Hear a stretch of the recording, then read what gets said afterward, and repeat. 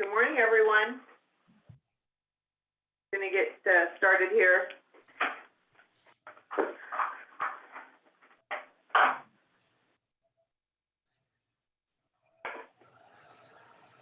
Did we do introductions this morning?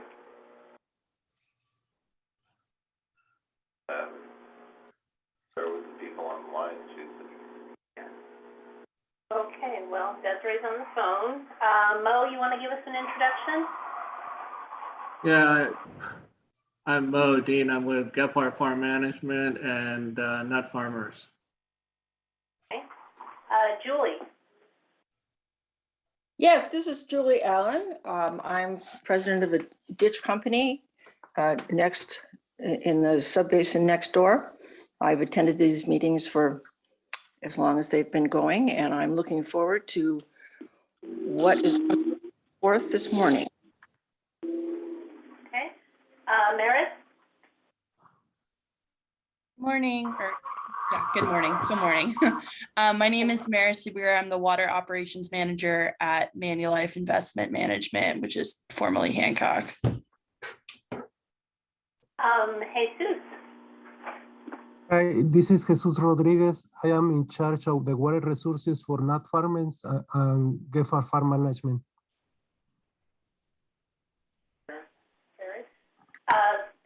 Ferris. Not sure if I'm pronouncing that name correctly. Farad.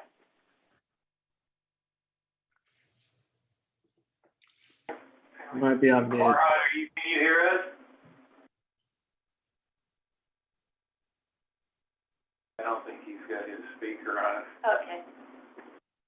Well, so you're in the room. I'm Deanna Jackson. I'm the Executive Director for Tri-County Water Authority. Mark Raywall, and I'm General Manager of Angiola Water District. Mike Nordstrom, Chairman of Angiola. Mayor Hussein, I'm with Geosyntec Consultants. We are the consultants helping the GSA, the Tri-County GSA. And Stacy Wilkins, I'm the assistant here at Tri-County. Great. Good morning, everybody. So we'll move into our SGMA update. We have been working, we've received the comment letters from the department, which I think Amir is going to go through with us.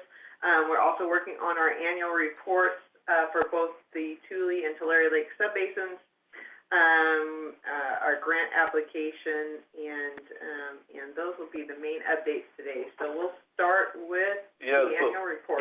So the annual report, as you're all, well, I'm sure most of you are aware, Tom Harder is the hydrogeologist who's responsible for preparing the basin-wide annual report, and then each GSA then adds on their specific information. So Tom has submitted his draft to the GSAs. Everybody kind of reviewed. I think there was a limited number of comments. There were some items that concerned us, so Deanna and I had some comments back to them. First and foremost, as you're all well aware, so we are looking at the previous water year, so please keep that in mind as we're talking. First and foremost, the idea was that surface water deliveries, as you would expect, were down considerably by almost over 380,000 acre feet in totality. That was the reduction in surface water flows into the subbasin. And then precipitation was down quite a bit, as you can imagine. It was like approximately 40% of what it had been the year before. So those two numbers are down, and yet groundwater pumping did not increase tremendously. Groundwater pumping increased by less than 100,000 acre feet, which means that in order for that to happen, land in production would have had to decrease. And that number is not in the document. So as we were looking at the document, that was one of the first things that kind of jumped out at us, which, again, we're not questioning Tom's methodology or anything like that. We just are trying to make sure that it's going to pass a smell test with DWR, that the values being reported, are justified and again, all I'm saying is that, so we've asked them to add that information about the land in production into the document and confirm, what we suspect is going on. And you're talking 2021. Yes, the water year, yeah. So, October of 20 through, September of 21. So we wanted to make sure that, so there was a few other things like that in the document. There were some other issues that we wanted some clarification on exactly how some of the numbers were calculated. They used a number of new wells to calculate the groundwater flow direction and calculate the change in storage, which is required by the department in these documents. But unfortunately, they don't have a lot of data on some of those wells. And so we were a little bit concerned that that needs to be maybe brought up in the text of the document, that we are using the data we have available, which is fine, but we don't know if some of the wells are above or below the Corcoran or screened across the Corcoran clay. So there were a few issues like that we had that were some concerns that we wanted to bring up to them and have asked for them to clarify back to us and get some answers back to us. We haven't received those answers. I did reach out to Tom before this meeting on Monday, and he said they were still discussing some of our questions. You have to know if it's a shallow well or a deep well. I agree, Mark. I agree. You have to know that. So if you're going to contour something, then you better justify how that contour was derived at. Yeah, I was a little concerned. You could have two different contours, above and below. Well, they do it above and below, but the wells that they consider unknown, meaning they don't know the construction, that data set is used in what appears to be used in both, because they're listed on both maps. And I was a little bit concerned that, well, not a little bit, I was greatly concerned that this, I want this data to make sure it's accurate and it represents what's actually happening out there. Do you know a percentage of how many wells are double counted? There were a whole bunch of wells in a lot of the different GSAs. The primary number of wells in at least 3 of the GSAs were unknown wells. Yeah. Yeah. So like I said, it's quite surprised. I mean, It's taking time to investigate, and you're talking still about private landowners, so it's not as if you can demand those records, and so it's taking some time. We may have to change locations of certain wells that we're using to put data together, but there's just still unknowns within both subbasins. Yeah, and in all fairness to Tom, I suspect what they did is they looked at the water levels and they said, okay, this must be, above the Corcoran, because based on this water level, it's similar to what, water levels. And they did the same thing for the ones below.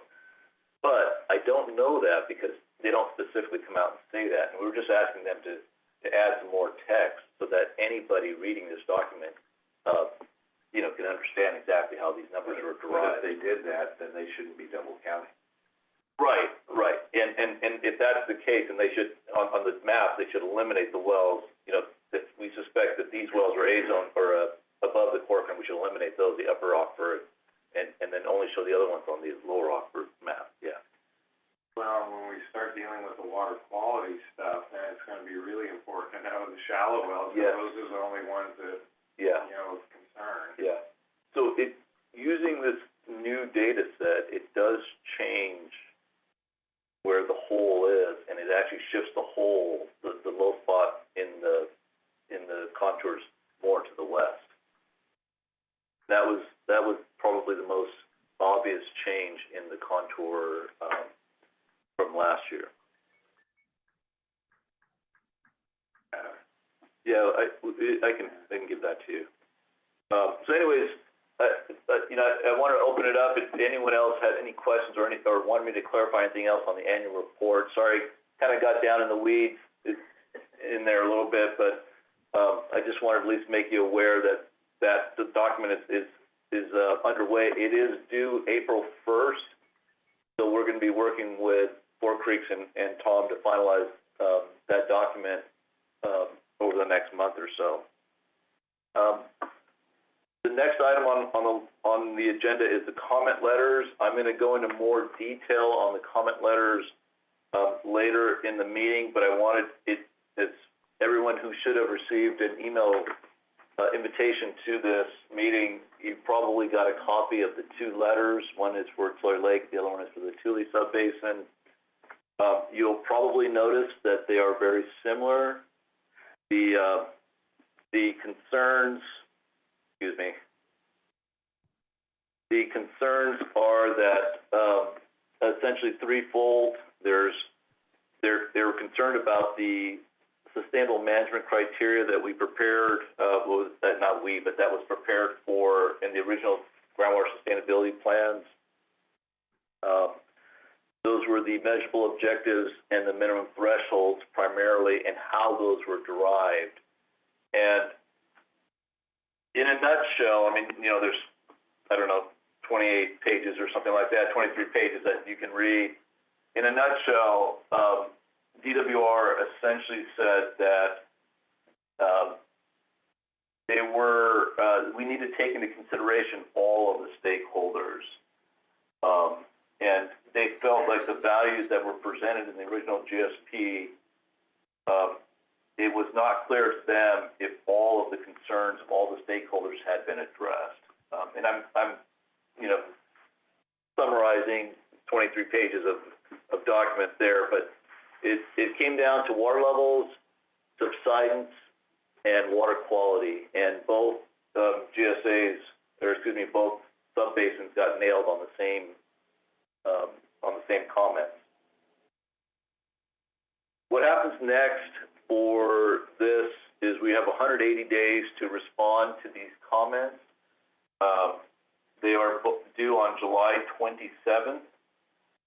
So we have to submit a revised document back to the state by July 27th. And we are going to be working on revising the Tri-County Groundwater Sustainability Plan.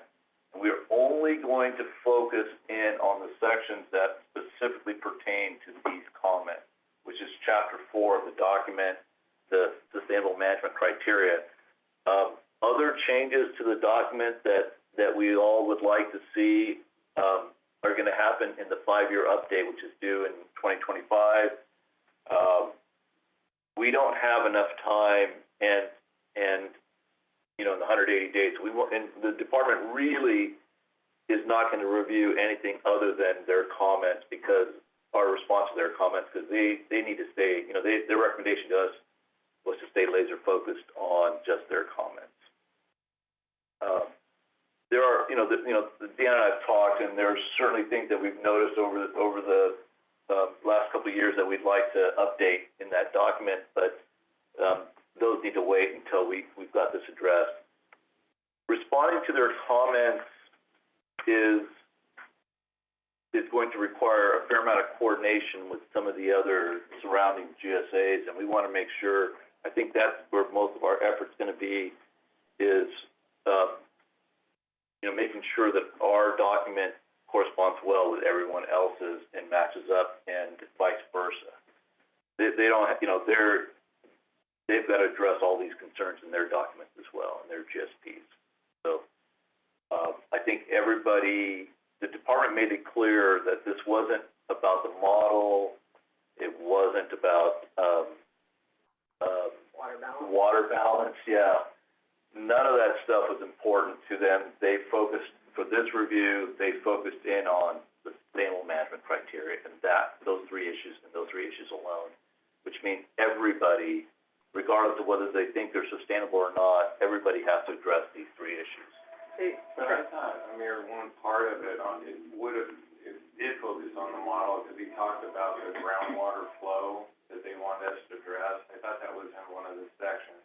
Yeah, it wasn't so much about revising the model. It was about the model was used to calculate some of the values, and they basically said, you gotta justify these values outside of just the model. And what I mean by that is you gotta make sure that you've accounted for all of the, impacts of these, to the users and potential uses of that water. Yeah, the way the department phrases it is they want you to take the sustainable management criteria and they want you to have your representative monitoring sites and they want you to consider beneficial use and users and how those would be impacted by the levels you've set or by whatever criteria you've set. And so it's really more of it's very specific back to the 7 undesirable results and if any of those results would happen based on the criteria you've set. And have you looked at domestic water users? Have you looked at critical infrastructure? Have you really considered each of those things wherever your representative monitoring sites are? And why did you set that criteria? I mean, that's more of a layman's way to look at it, I think, but that's what they're asking for. But there was one deal in there that I thought they were critical of us. They want more explanation on the groundwater flow. I'll show you what I'm talking about. So, Go ahead, I'm sorry to interrupt. That's okay. That's okay, Mike, as you're going through that. So one of the things that we're going to talk about, I'm going to leave it at that for the comment letters for right now, and then I do want to get back to this later in this meeting and talk a little bit about what the role that we see for this group in helping us prepare the response and how often we need to meet in order to make sure that the stakeholders are all represented in our response back to the department. Okay, so next thing on the agenda is an update on the grant application. We mentioned, I'm not sure if we told this group because we skipped the January meeting. Probably haven't. Oh, okay. Yeah, you get enough of these meetings, they all start to blend into one. The Tri-County, or the Tule Subbasin is going after $7.6 million worth of money for projects that the state has made available. We are essentially going to submit one application as a subbasin, and so there were several meetings that occurred to talk about the projects. At the end of the day, we divvied up the projects. We scored them independently. Four Creeks went out, scored the projects. They came back. They recommended a number of projects across the subbasin and it worked out that everybody is going to get some money in that $7.6 million. Tri-County is actually going to get a pretty nice chunk of change for the Allensworth project, which is about $2.4 million. That's going to allow us to build the first,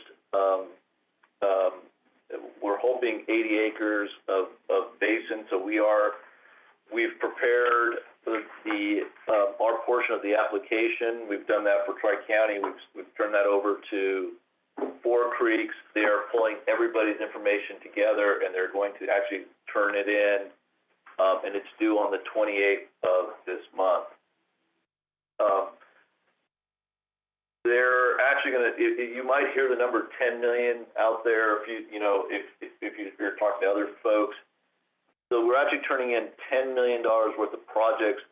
Only 7.6 million of them are going to get funded, and the 10 million is there to allow if some project was to fall out.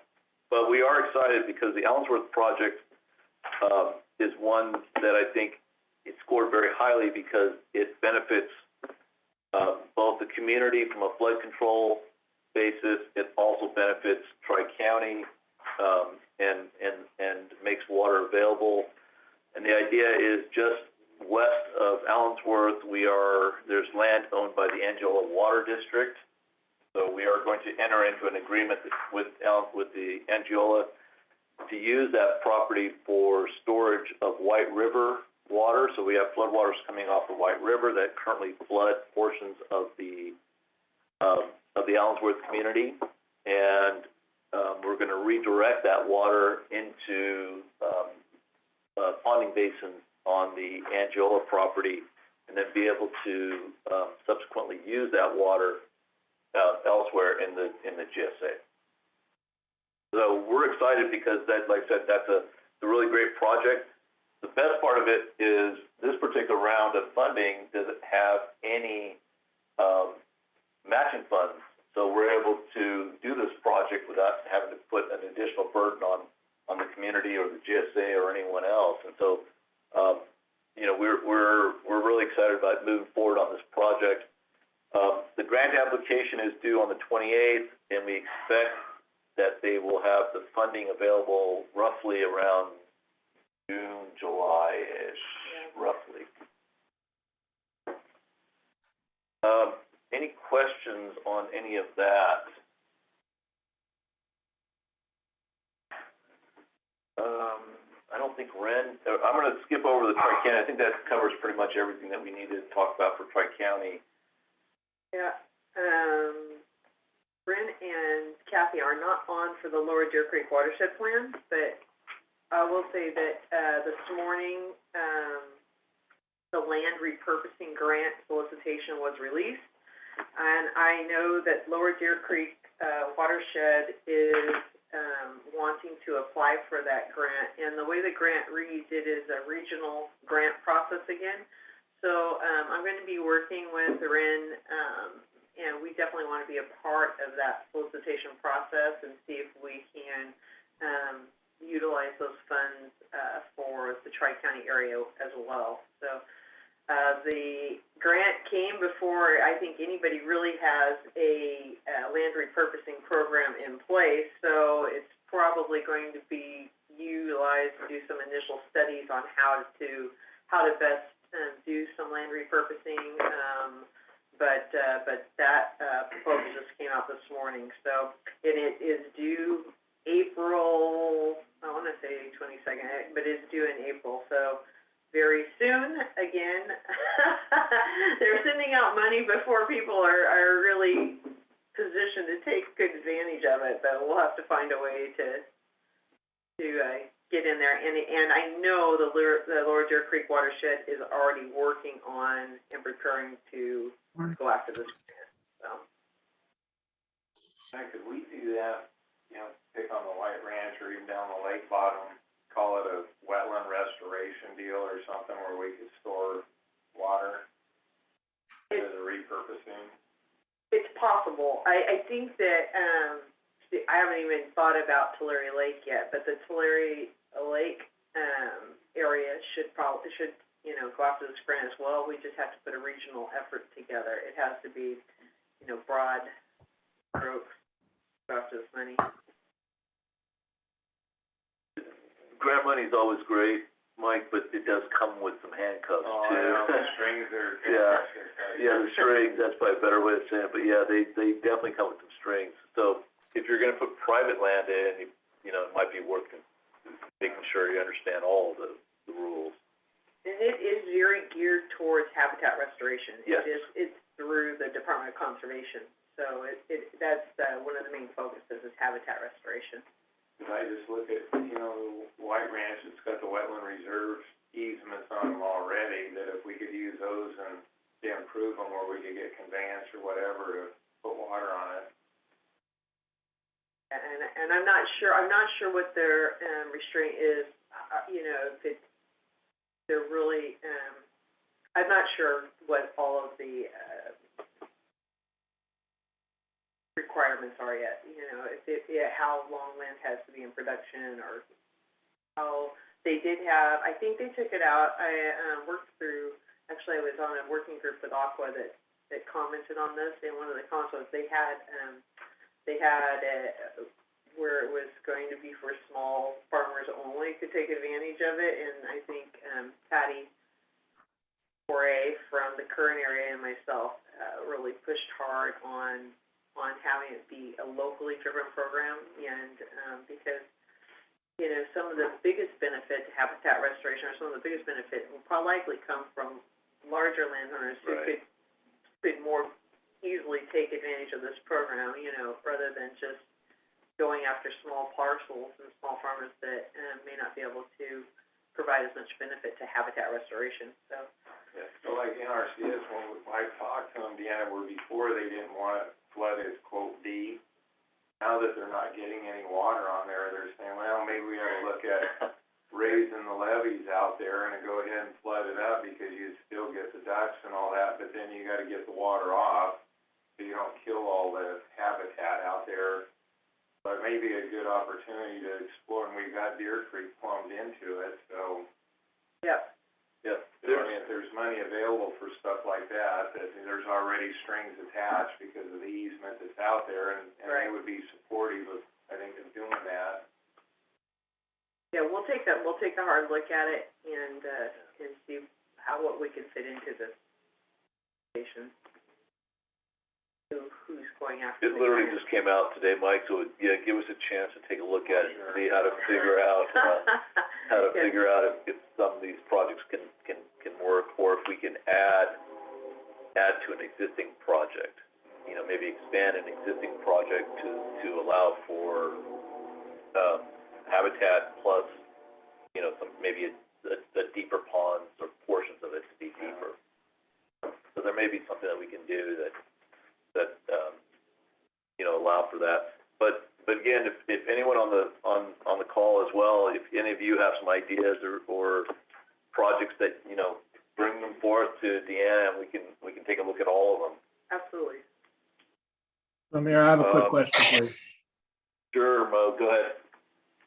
So the DWR letters talk about the need for coordination, you know, the coordination agreement between all the subbasins. Where are we and what's the plan for that? Well, so the Tule subbasin has a coordination agreement. There will likely be some, you know, rewrites within that coordination agreement to meet what we're doing in our individual GSPs. And then, of course, in Tulare Lake, it's just one plan, so that doesn't require a coordination agreement, but it requires a coordinated response, because we are all redrafting the same plan. So the coordination is in place for both subbasins. It may require some different language in the coordination agreement for the Tule. And then Deanna, in the DWR response letters, it also talks about, you know, wanting additional, you know, why did the GSP pick a certain number, you know, 50% of the wells, you know, reaching unsustainability and so forth, just as an example. And those were determinations that were made by Dee and Ken. So are we going to have to hire them back to get the answers to those questions, or is that part of the original contract? No, and actually that language is something that was done in the Tule subbasin as well. And so we are still in discussions we've just begun initial discussions. We've had our meeting with the department for clarification. And now there's going to be some additional meetings with Four Creeks and the other managers, so that we can have a coordinated response and make sure our sustainable management criteria there's nothing in conflict with each other, that we're all working off the same criteria. So that's probably the most difficult thing to do, because we each have our own GSP, but I would suspect by July they'll be very coordinated as far as, you know, if one says it's 50% of wells, they'll all say that. Or if one says, you know, that this criteria, you know, different levels may well occur, because it depends on where you're at in the subbasin, where those levels would cause undesirable results. But everything else will be very similar. But your last comment is my exact question. So if one says 50%, then more than likely all of them are going to say 50%. But the question that DWR is asking, in my opinion, is why 50%? Why not 53? Why not 55? Why not 49? Yeah. So that's, That's that's ultimately the question, who and how are we gonna determine that? You're absolutely correct, and that will be the discussion going forward. Either the group will have to decide that we are going to defend the criteria that was originally set forth, or we have to change it and defend it, and that determination has not been made yet. But who's gonna make that determination is my question. That would be a coordinated effort between the consultants and managers and back to our boards. It's going to be a coordinated effort, and this group will be a part of that. I think Amir's going to talk about how we're going to work what we are looking at into this group's effort as well. So, yeah. Okay. And then my final question is, you know, Amir made mention of the fact that, you know, if we have ideas or suggestions for projects, at this point in the exercise, what are the projects that are being considered and why are they being considered? You mean for the GSP, Mo? Yes. Yeah, so, you know, I kind of mentioned the fact that we're going to stay very laser focused on just the comments that are in here regarding the sustainable management criteria. You know, between now and the July deadline. So it was not our intention sitting here and based on what we have, you know, the information available today, to revise the projects and management action section or, you know, add to it substantially or if at all. Now, I will say that right after this call later this afternoon, Deanna, myself, Bob Anderson are getting together and we're literally going to be going through the document and having some of these conversations. The reason there's been a little bit of a delay in having that meeting is because we needed to schedule the meeting with the department, which happened through Four Creeks yesterday. And that was the initial feedback from the department, the DWR, telling us, you know, their thoughts on this letter.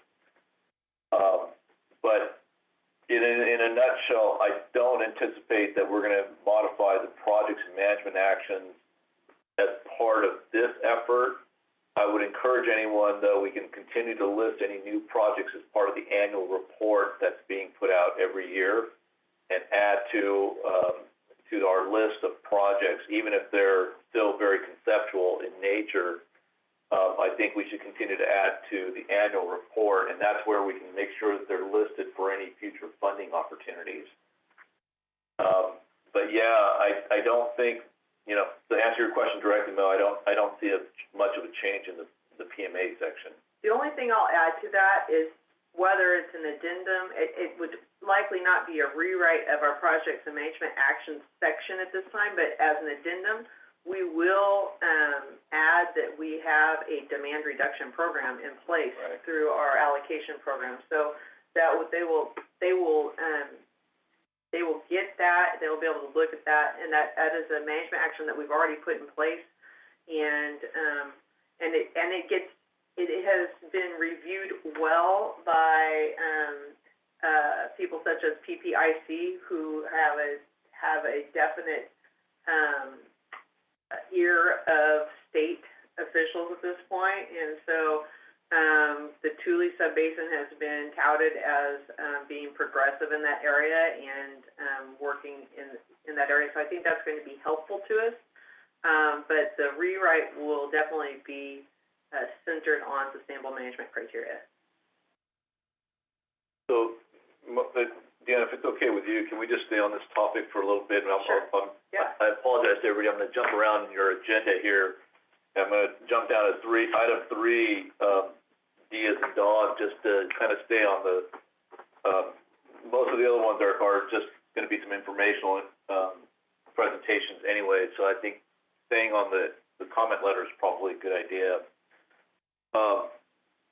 You know, one of the things I was talking about earlier was how this group would be involved in that process. And it is certainly our intention to keep this group very much involved and actively engaged in the process because you guys ultimately represent some of the key stakeholders in this area. And so what the discussions with the department, essentially, we did ask them the obvious question is, you know, if water levels, subsidence, and water quality, who did it right? Which of the GSPs that got turned in, who did it right? I mean, that's the obvious question, right? Whose did you like?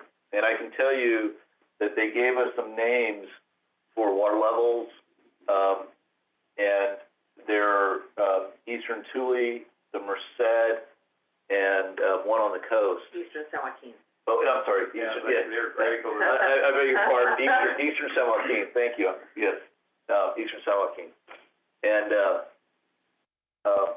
And then for water quality, you know, who in our area who didn't get that comment was Cahuilla. Right.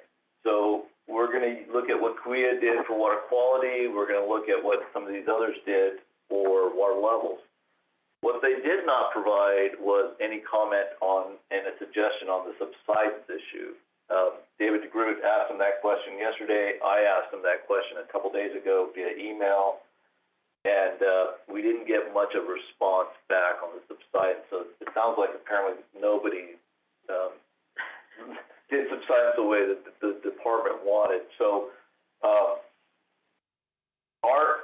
here's essentially what we're going to do, and this is all subject to change based on, you know, meetings and everything else. But essentially, we were going to sit down with Deanna and Bob, myself, and look at the document and decide, okay, based on the ones that the department liked, what are some of the issues? So I've got staff right now literally working on summarizing the methodologies used in those other GSPs. I will tell you that I've read the Eastern San Joaquin quite extensively because when Paul Gosselin, who is the deputy director now for DWR, when he was our client at Butte County, we used the Eastern San Joaquin as our go-by, and we kind of used that. And I'm assuming this is just a coincidence, and you know, that's probably why Paul liked that one document so much. But we used Eastern San Joaquin quite a bit, and they focused very heavily on domestic well users. So they're, in a nutshell, they basically said that here's all the domestic wells.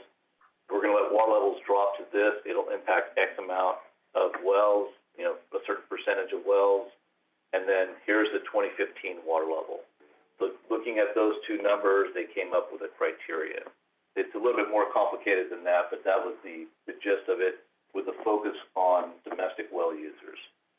The database that was used to determine that is on the DWR website. It's technically been prepared by an NGO. That wasn't available to us when we prepared this document 2 years ago, you know, when the Tri-County document was prepared 2 years ago. So that information is available today. So again, we're being held to a standard that just didn't exist 2 years ago. But regardless, that was the gist of what Eastern San Joaquin did, with a high focus on domestic well users. There's not a ton of domestic well users in Tri-County. So, you know, that may be maybe good or bad for us. That's good and bad, Yeah, right? good and bad, It's yeah. good because, it's good for Tri-County particularly because there's just not a ton of domestic well users that we have to protect. I'll use the Right. word protect. But sub-basin-wide, in both sub-basins, when you know that the effort is a sub-basin-wide effort, it's not just Tri-County, there are many, many domestic well users. And the other GSAs have grave concerns about what it means to write these into plans and protect, mitigate. They're not certain what is going to be required of them yet. Right. And they don't really want to be required to do that, but I don't see any way getting around using the data that would say if wells were to go to this level, it would affect it would affect a certain percentage of domestic well users. And without writing that into the plans, I don't think they'll ever be accepted.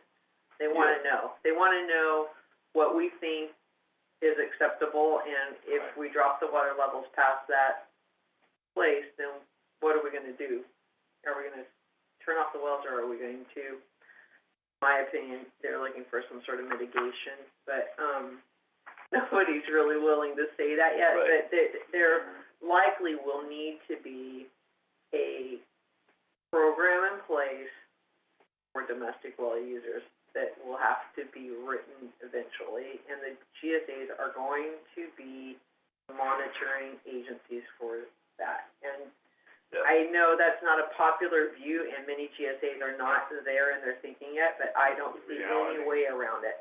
The state's not going to, the state has hammered the language that GSAs are responsible for water quality, whether you want to be or not. Right. GSAs are responsible for considering beneficial users, which are domestic well users, whether you think you are or not. And so we're going to have to get there in our mindset.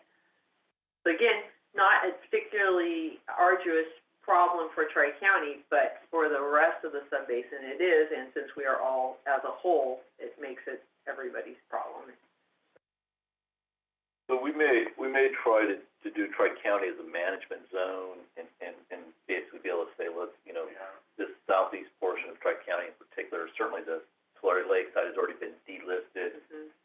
For those of you that might not know, there's already been a basin plan amendment for that portion that's delisted the municipal use of that water. So that's and so we don't have to worry about, you know, some of those issues on the Tulare Lake side. But that's only one criteria, right? Is water levels. So this is going to be an ongoing discussion and coordination.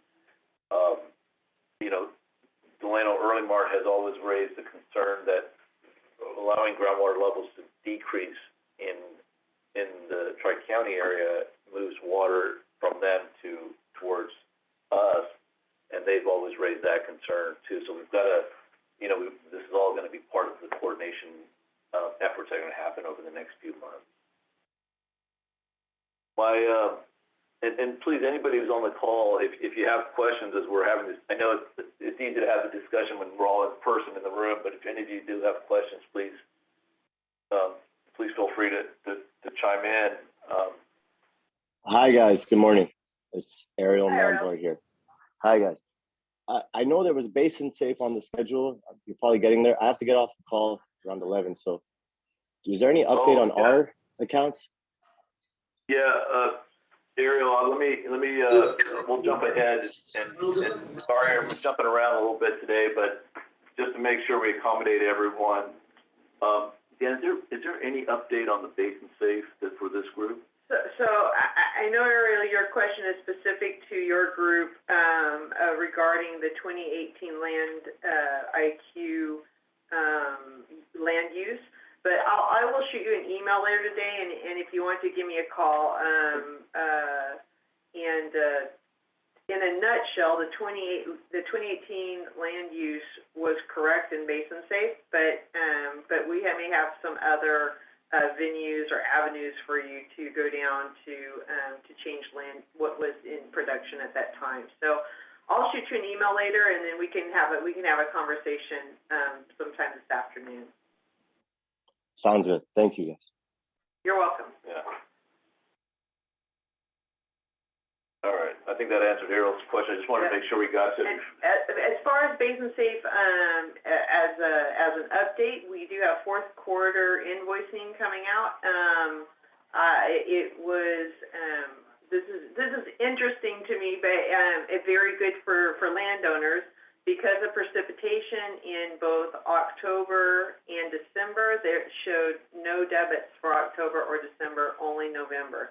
So the precipitation basically negated any pumping in both October and December. So the invoicing should be fairly yeah, it should be out today or tomorrow, and it should be, you know, not as horrible as you might expect. So anyway, that's the Basin Safe update. Sorry, just does that mean that the sustainable yield won't be reduced either for those months about? There was no debits for October or December for sustainable yield or tier 1. Very nice. Only for Thank November. You're welcome. It helps when it rains. It helps when it rains. That's right. Pray for rain. Yeah, it's a good thing when it rains. Okay, let me quickly just mention the water counting pulse, and I am going to get back to the comment letter, but if some of you have to drop off at 11, I just want to make sure you all hear this. In our meetings back in December, several of you had raised the question about having Tom Harder do an evaluation of using the groundwater model, the updated model of how much water we could pump in Tri-County and if we were doing paper trades with recharge occurring outside of the GSA. And so we reached out to Tom and had that discussion with him. He has subsequently provided some of the information and a ballpark cost estimate based on, you know, the work that he did, very similar for Lower Tule and Pixley. And then we kind of wanted to make sure that all of you were still needing this information. You know, there's an expense to the GSA. We wanted it, and frankly, you know, with this comment letters and everything else, there's a lot of, in grant applications, there's a lot of time being spent, and we wanted to make sure that this was still something that this group wanted. And I guess I wanted to open that up, and specifically, I think Mo, and I guess Molly's not on the call, but I know there's some representatives. Yeah, Maris is. I think, you know, maybe if you guys can kind of reiterate if that's still something that you need done right away so that we can get Tom going. So from my perspective, Ariel's on the line and ultimately it's his call. So I think he should speak up at this point. I'm here. Can you repeat that? I heard you say in terms of cost. So what we were looking at was the Pixley GSA commissioned a model run from the Tule subbasin model to look at how much water could be moved as a credit from one area and pumped in another area, and what results that would cause. So last meeting we discussed doing a similar study. I know some of the growers are looking at possibly having banked water in the eastern portion of the Tule subbasin, and then they would like to pump it in the western portion of the Tule subbasin. And so the study would be a model run to look at what the cause and effect of doing that would be. I think it would likely be very informative. But you know, my caution is that it could be informative, but it could also be a negative. So you know, you have to be cautious about studies that come out. They would be a public study, and so I just wanted to put that out there. It could be a benefit, but it could also be a negative. So.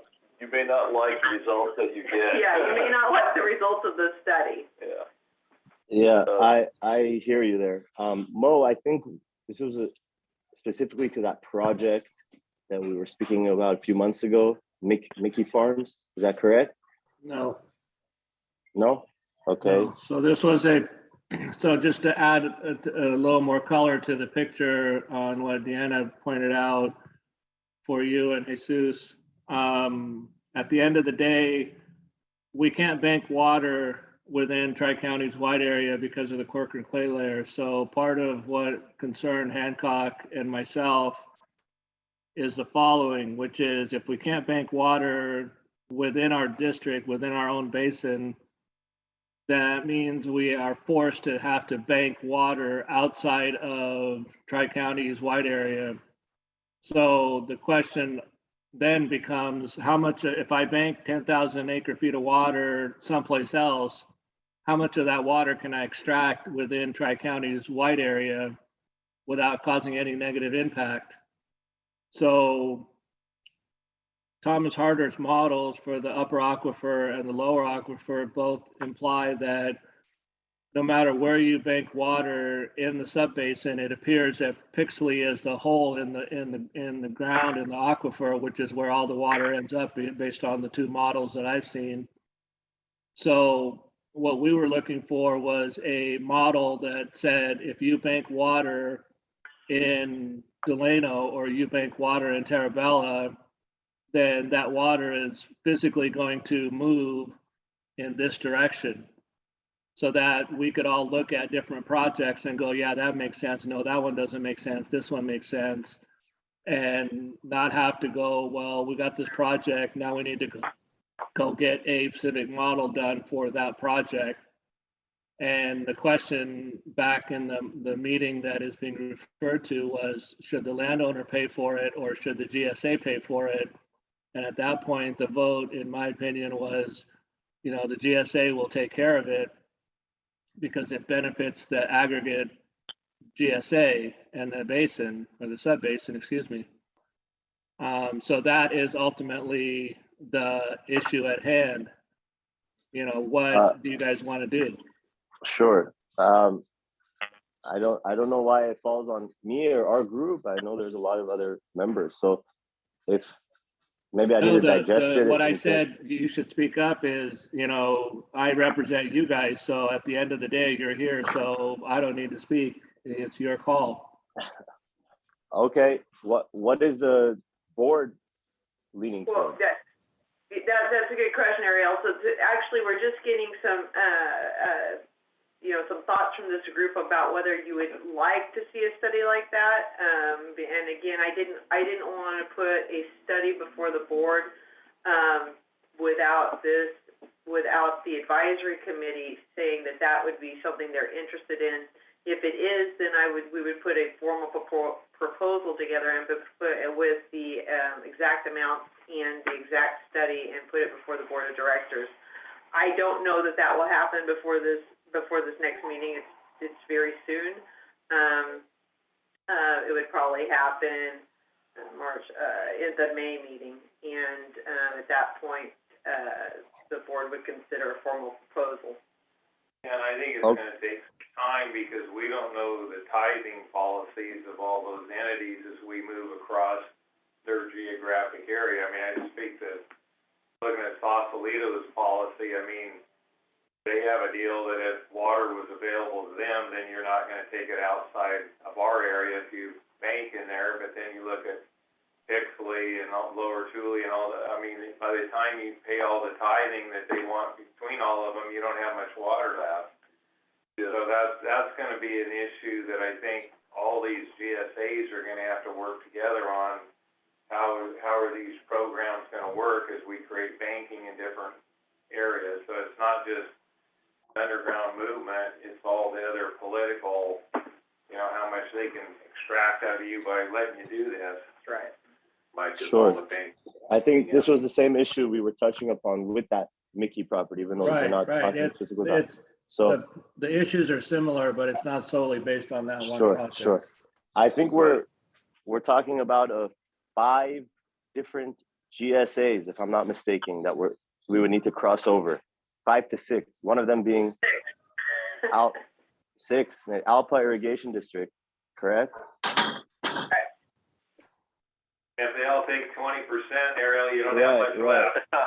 So I think by the time we get the water, the study is going to cost more than any of the water we'll get. But I would. Excuse me, Ariel. I'm sorry, I didn't mean to interrupt you. But I was just to be clear, the study is strictly a paper trade. So Mike, I understand what you're saying about moving the water. You're absolutely right on where you recharge is going to have rules, and physically moving molecules of water are going to have all kinds of rules. But this study would be strictly a paper trade. I bank somewhere to the west and I extract here. So the water didn't physically move. All I did was extract extra water out of Tri-County. And really, wherever you put, pick a number, if you leave 20% behind, it helps all the sub-basin upslope from it. Absolutely. So nobody should be complaining, but right now, the way it is, everybody's got their policy so that everyone wants to clip you. Yeah. So Ariel, I think when you're considering this, and I guess what we're really just asking is if the study is still, the group still believes that the study is necessary. Again, Deanna's right.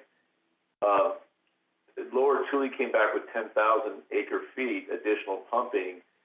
Ours may come back and it may say you can't have any. So it may not be the answer that you guys want to hear. So please keep that in mind. Don't Sure. the And, 10,000. Yeah. Sorry, and I got to get off in a minute, but Sorry, go ahead. I agree with you guys in the sense that maybe it could go both ways. I can't give you an answer today as to what we would want. Let me vet it out with Mo, and maybe I'll get in touch with you guys too and see the pros and cons. I know ideally we want to know where we could bank water and pull out, but you're right. There could be a case where they say bank water here because of all the reduction and pull out water there. I mean, that will give us an answer so we know not to pursue a project like that, so that maybe it'll give us an answer sooner than later. But maybe it's also better to wait till maybe 2 or 3 GSAs east of us do a study like that, and then we could kind of piggyback off their study. Who knows? So if there is like a study close enough to us that we can look at and see where their reductions are, and then we could kind of multiply that by 1, 2, 3 GSAs over and see where we would get. What do you think of that idea? Or if there has been a study like that conducted? Not particularly. I mean, the study that Pixley did was pretty, it was particular to the area because it has to do with where you're extracting the water and the impact to the area where the extraction's actually happening. So a study for the southeast area of Tri-County would have to be particular to that area. So the impacts are different just depending on where the water comes out of the ground and how the range of those impacts is somewhat unknown until we decrease or increase groundwater extraction in certain areas. And that exactly is my concern, Ariel, which is until we ask the question and we get the answers, we don't know what the answers are. So as somebody once told me, good, bad, or otherwise, just tell me what it is so I can plan accordingly. And I think that's what this study was originally, when Molly and I originally talked about it, that was the intent. Just tell us if we can or if we can't. And if we can't, then so be it. We'll move on to the next project. It's not like we have a choice.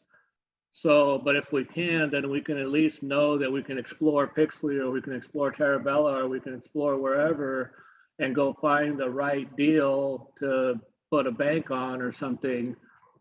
Otherwise, we're all just sitting here going, oh my God, the end is coming, and nobody knows what to do about it. We just know what we can't do, which is pump water or extract from a certain area.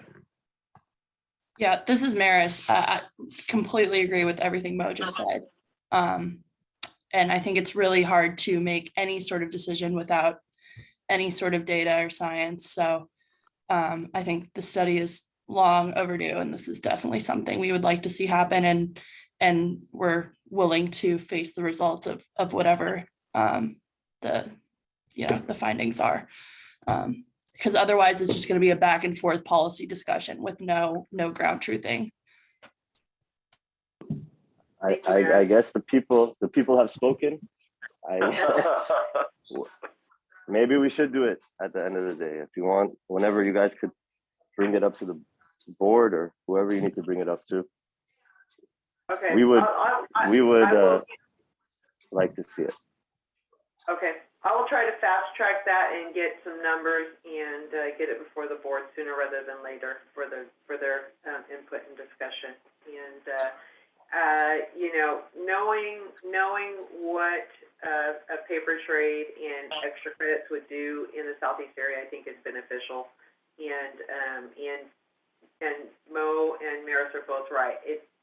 SGMA is a science-based effort, and it should be clinical in what we do. It shouldn't be just left to guessing. It's a data-driven method, and the more data we have, the better we can manage the groundwater ultimately. So we'll see what we can do to get that pushed forward. Great, Thank you guys. And I gotta get off, but thank you so much for everything. We'll be in touch then.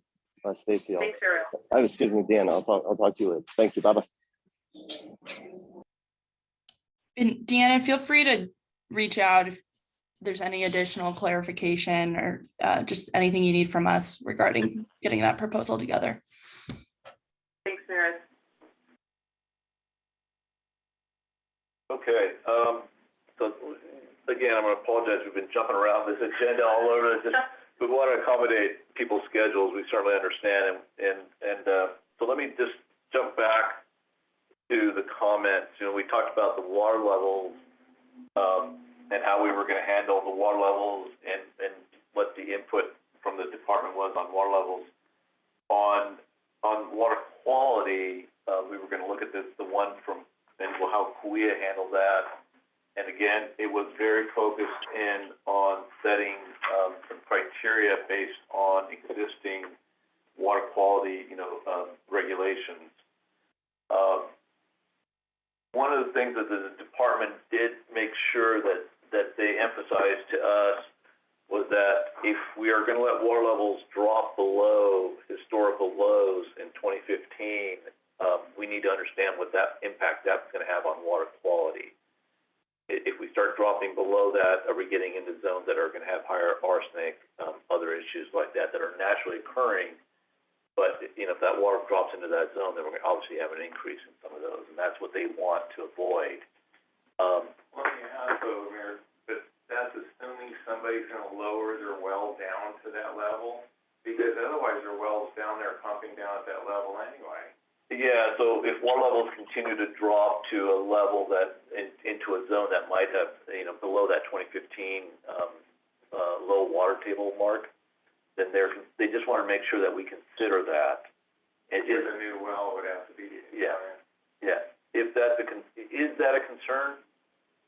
We don't know sitting here today, but that's one of the things we're going to have to evaluate. They want a broader description of the constituents of concern too. I think we used TDS, and we didn't really describe all of the, we didn't describe arsenic, and we didn't describe PFAS or whatever, Yeah, but they want a broader discussion of Yeah. what's out there and what we're, And that's for the avoiding. stuff above the slurry phase. Yes, yeah, and what is the 2015 level, the historical level, Mark? I'd have to look, Mark, I don't know. Yeah, let me know what that is. Yeah, it's in the document. Technically below 2 though, because they asked if water levels dropped, how that would affect ag water as well. Yeah. But I mean, I think that's because, there's not a lot of understanding, but, Right. but that's what we're gonna have to provide, a better understanding of what is important, what isn't important. Since we're not pumping that much in Tri-County above the NGL wells, there's some NGL wells that are in the upper aquifer. Again, this water quality one for Tri-County might be a lesser concern, for especially the southeast area. So we have Allensworth to consider. So we have Allensworth to and- consider. Moving out or moving in? Moving in, okay. Yeah. So Allensworth should have some numbers though on what their historical levels are. Yeah, and they have wells, they're new wells, so that there's water quality data there as well. Yeah. So we can actually, we can actually use actual water quality and say, hey, this is what, the water quality is in this area. But again, we're gonna take a look at what Kuya did and model probably something very similar to what they did.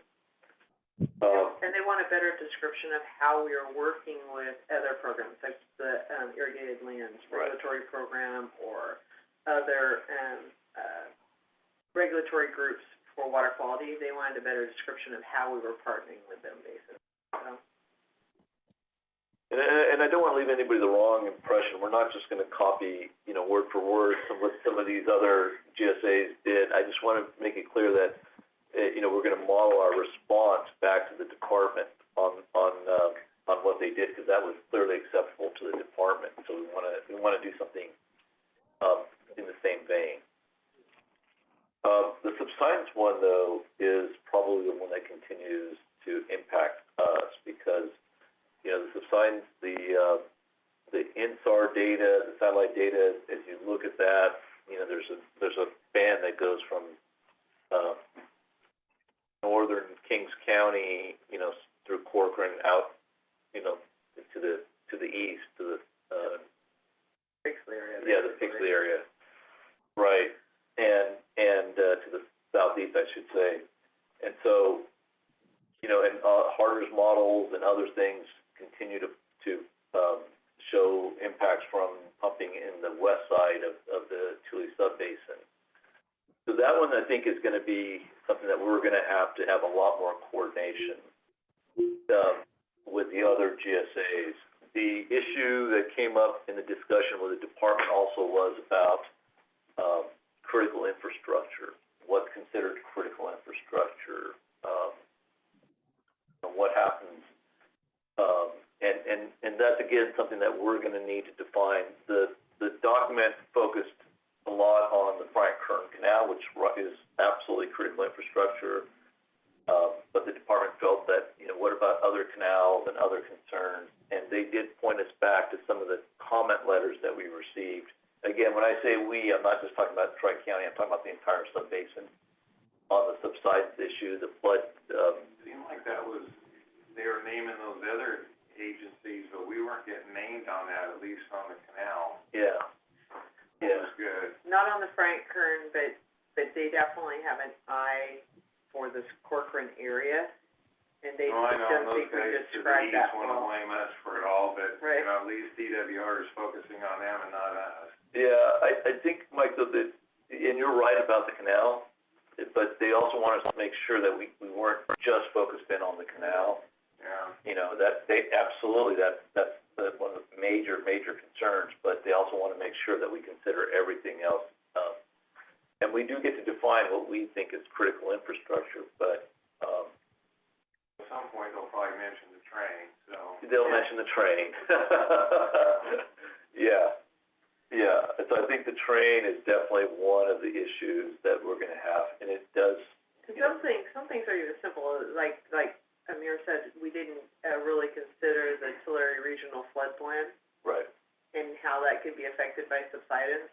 They want land use considered in our plan, so use of other Tulare County land use programs for that in the plan, so. Well, one thing that's, intrigued me or bothered me, I guess a better way to say it, on all these plans is they bundle all aquifers together. And when we look at, pick on ours now, when you got water quality, we're gonna have to deal with quantity of pumping of the shallow, and when you're looking at subsidence, you gotta deal with the quantity of. So just allocating X acre feet to a landowner to pump, it's beyond that. We're also gonna have to figure out how much are we gonna allocate for shallow and how much are we gonna allocate for deep. I think it's the only way this is gonna work if you're gonna balance water quality and subsidence. And so you may, I don't know how you do that, certain landowners that have more shallow that you allocate, their pumping is out of the shallow zone. So, but somehow we're gonna have to balance that, because all of a sudden everyone shifts deep, then we're gonna have a subsidence problem, or Right. if everyone goes back to the shallow, then we're gonna have a water quality program or problem. So in our management plan, we're gonna have to address that somehow.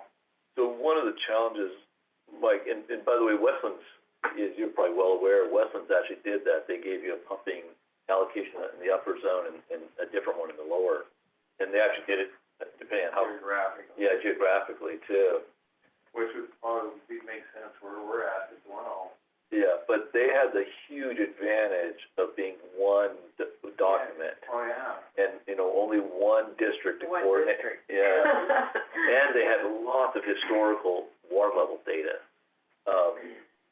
So I agree with you. It is gonna be a challenge. The subsidence one in particular, I think, we need to make sure, addresses the concerns that the department raised. It could be everything from what, Deanna talked about, flood management. It could be, wells that are being damaged from the subsidence. So there's all kinds of considerations that we need to take into account. And I think that's what they're asking us for is to address, is the levels that we agree upon, do they address those concerns? And if we need to mitigate something, then we at least recognize that needs to occur.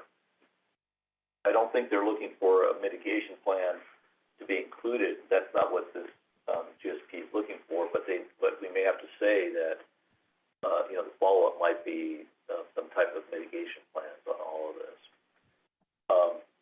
But your point is well taken. The annual report I was referencing at the beginning talks about how much groundwater is pumped, but, based on ET data, but it doesn't tell you if it's pumped in the shallow aquifer and how much of it's pumped in the deep aquifer. And it lumps together, Lower Tule and everybody else along with us, and it, just gives a complete number for the subbasin. So there's a lot of that type of issues. We have a pretty good handle on, where some of our deep wells are and where some of our upper zone wells are. And I think as far as Tri-County is concerned, we can start to take some of those types of things into consideration. The allocation number that we came up with wasn't based on upper or lower. It was just pretty much everyone has that. Yeah, we just gave everybody a number. Statistically for your GSA though, it's the critical one is the below. For subsidence, yeah. So, We don't have a ton of upper aquifer pumping because there's not, it pinches as it goes west, right? So there's just not, we don't have a large upper aquifer, area to pump from. But, all the data I've read shows the upper aquifer does not, it recovers. It's below the clay. It occurs because it's below the clay. But when we look at these projects too, because I'm watching in other areas where people are doing the recharge project and it's doing the shallow when the wells are deep.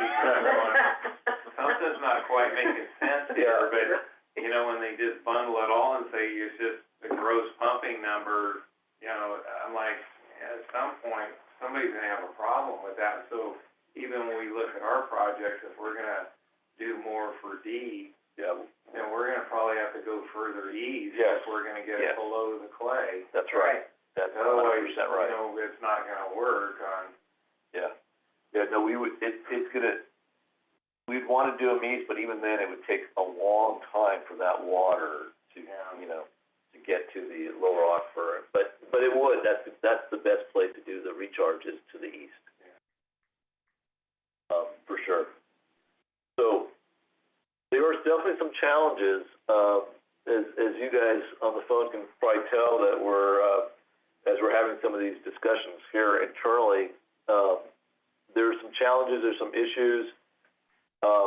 Our plan is to come back with a schedule here in the next week to Deanna, lay out, when, and in that plan, we're gonna probably include, we'll include the meetings, the board meetings, the advisory group meetings, so that we can kind of talk about when we're going to be able to present information to you. The idea is to have a initial draft of the document back to this group in May, and then give Deanna, the board, this group, everyone a chance to review it, revise it based on comments, come back with a second draft, and then we start to finalize it, and then in July the board would approve it. May, you're intending. Oh, I'm sorry, I said May, didn't I? You're intending to work around the clock. Yeah. So in order to make all of this happen and give the board, a couple weeks to look at things, we'll be working backwards, but I'll come back with some exact dates on a schedule for this group and for the board meeting on next week. But yeah, we got to lay out some, and then frankly, it's going to specify how long you guys all have to review it too. Now, that's not to say that's the first time you're going to see it, but that's the first time you're probably going to see it, put together with subsidence and everything, all three of them. And Mark, we will be reaching out to Ken as well and pull Ken into, because he's got a wealth of information. So we'll definitely be pulling Ken into this, and we'll just slot him under our contract. Good. So yeah, that was a lot of information. Questions for me? Otherwise, I'm going to turn it back over to Deanna, and we can kind of wrap up this meeting a little bit. Does anybody have any questions on this, particularly the comment letters from the department or anything else before we close out today?